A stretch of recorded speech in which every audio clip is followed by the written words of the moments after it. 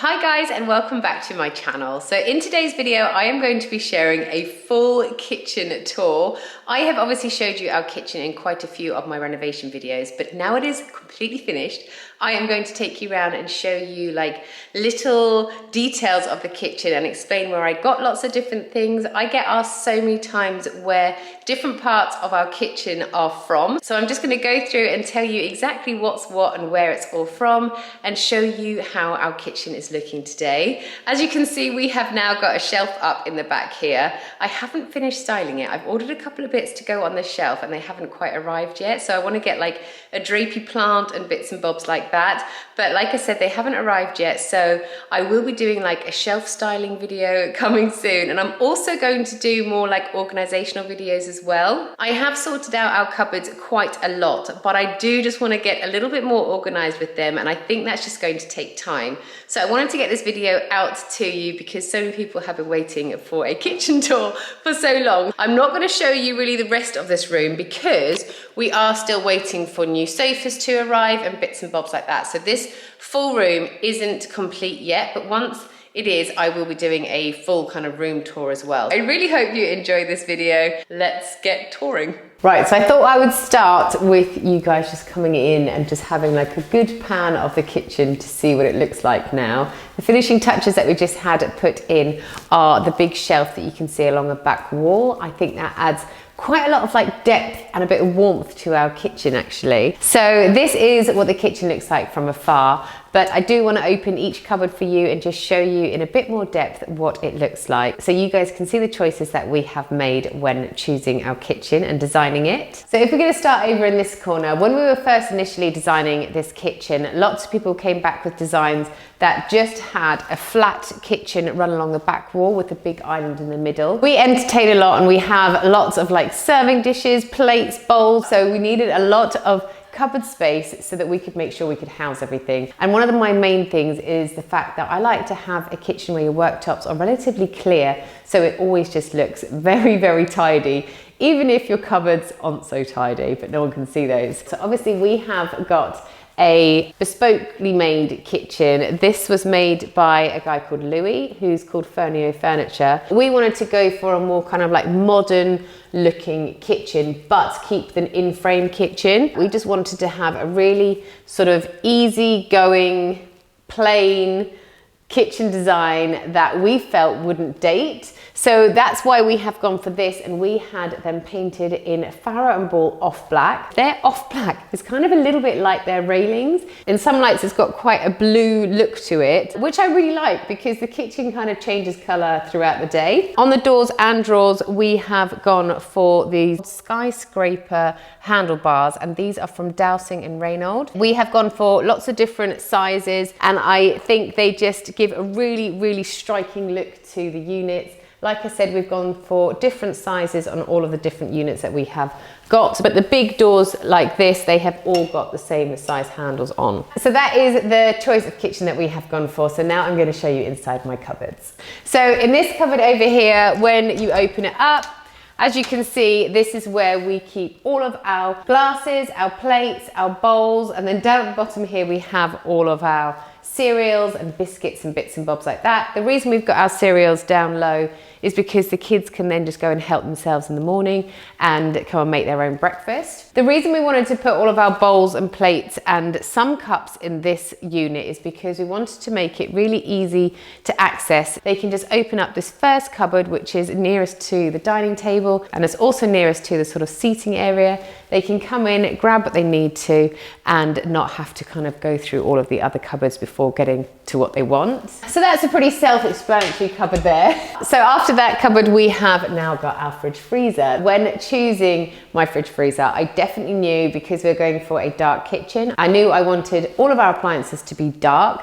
And because we have gone for gold accessories like handles and hinges, I didn't want to go for a silver fridge because I wanted everything to tie in together, and I thought silver and gold next to each other just wouldn't sort of tie in, which is why I went for this Haier fridge freezer. This is the Haier Cube fridge freezer, and it is absolutely massive. I think it holds something like 610 litres of food.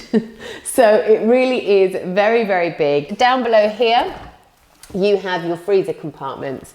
But if you want to, this compartment here, you can change it into a fridge or a freezer. So this one will always remain as a freezer.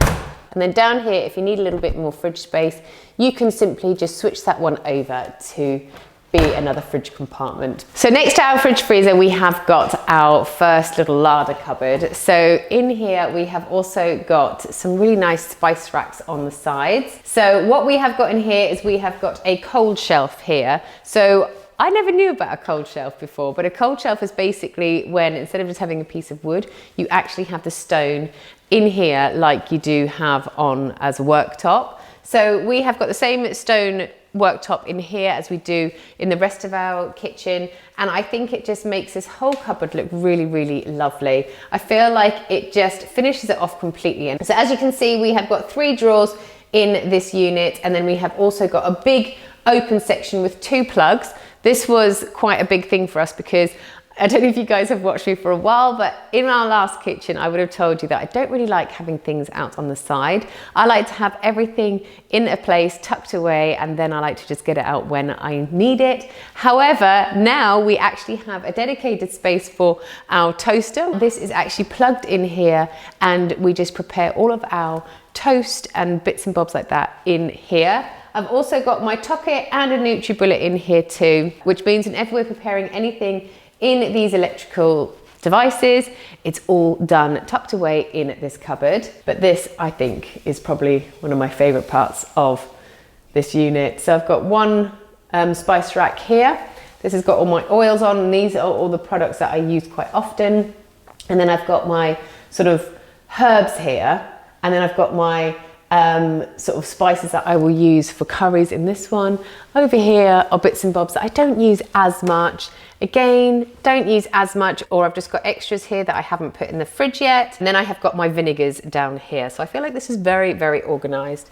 If you want to see my drawers, this top one, so it's got all the rotors for the NutriBullet, and it's also got my handheld blitzer and our carving knife in there.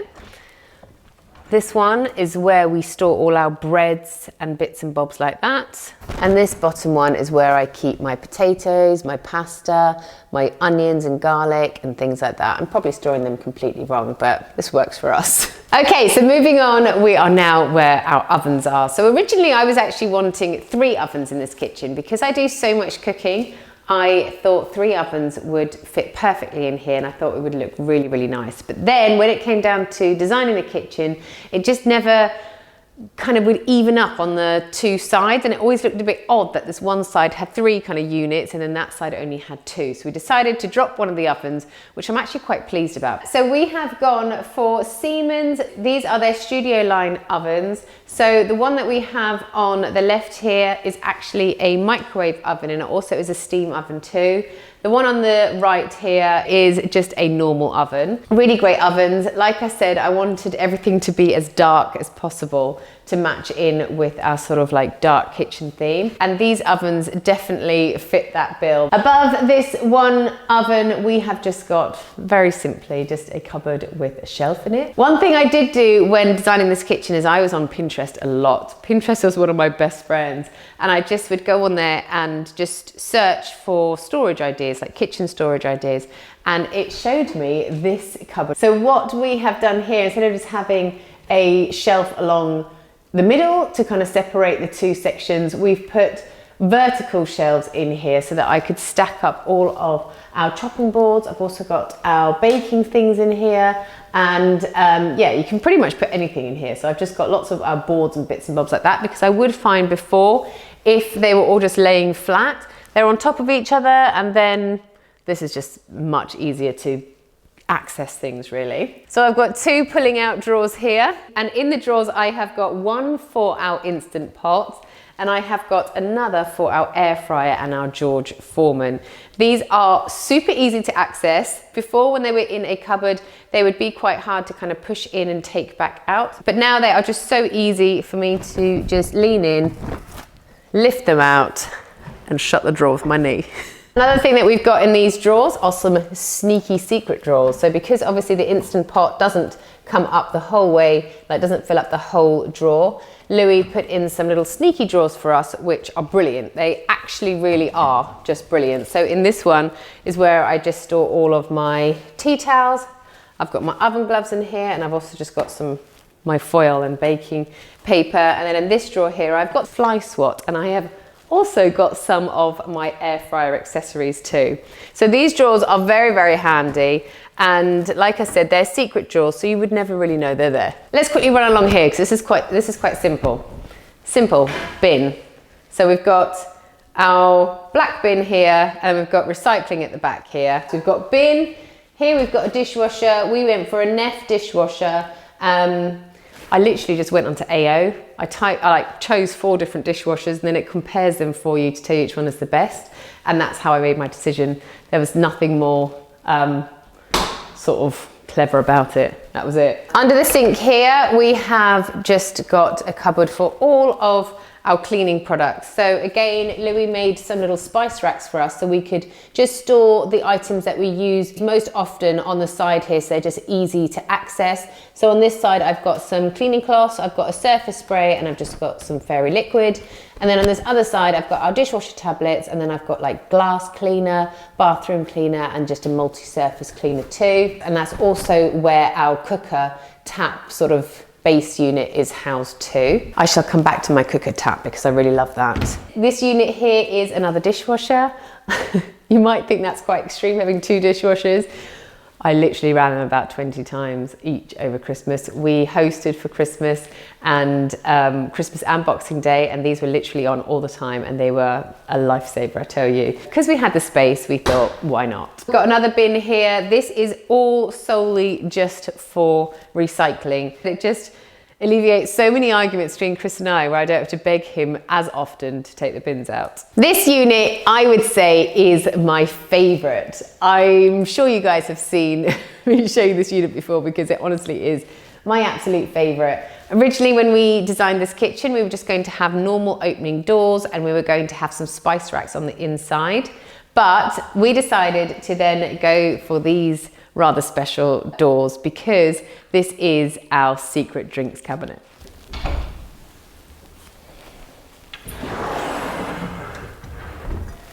So as you can see, these cupboard doors open and then they slide back into the unit like that. So you can keep the unit open whenever you want to, and the doors don't get in your way. As you can see, we have got our coffee machine in here. We also have all our wines and spirits, and we've got our glasses. So it's kind of like a coffee slash cocktail slash wine bar that we've got going on here. We've got another cold shelf in here, so it looks really, really nice when open.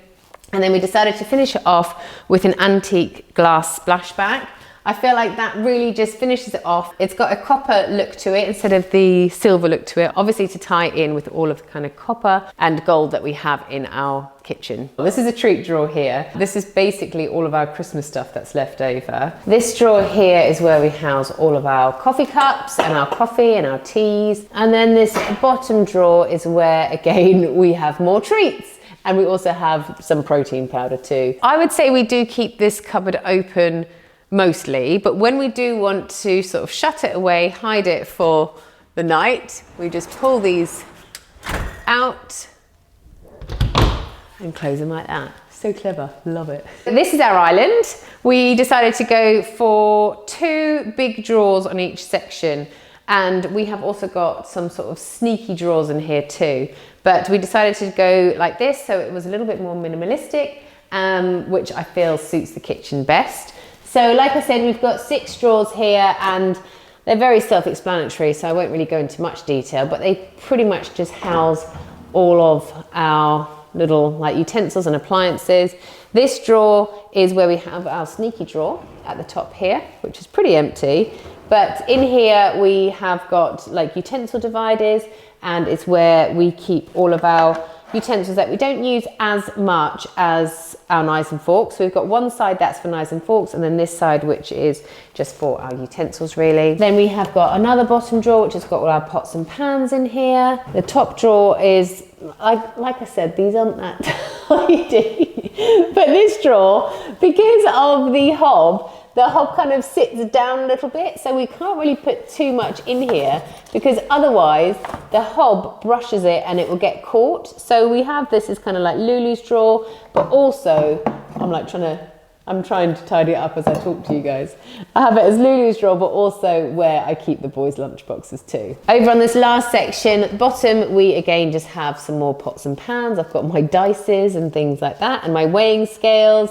And then this is where we keep all of our cutlery and other utensils that we use more often. Originally, the utensils were going to actually go in this top sneaky drawer, but actually when we were renting the house while this house was being done, they had a secret drawer, and Chris said he found it quite annoying to have to open 2 drawers to get to your cutlery. So we decided instead of having our cutlery in the sneaky drawer, we'd have this sneaky drawer as our rubbish drawer. You know that drawer where you just have to put things that you don't really know where have a home?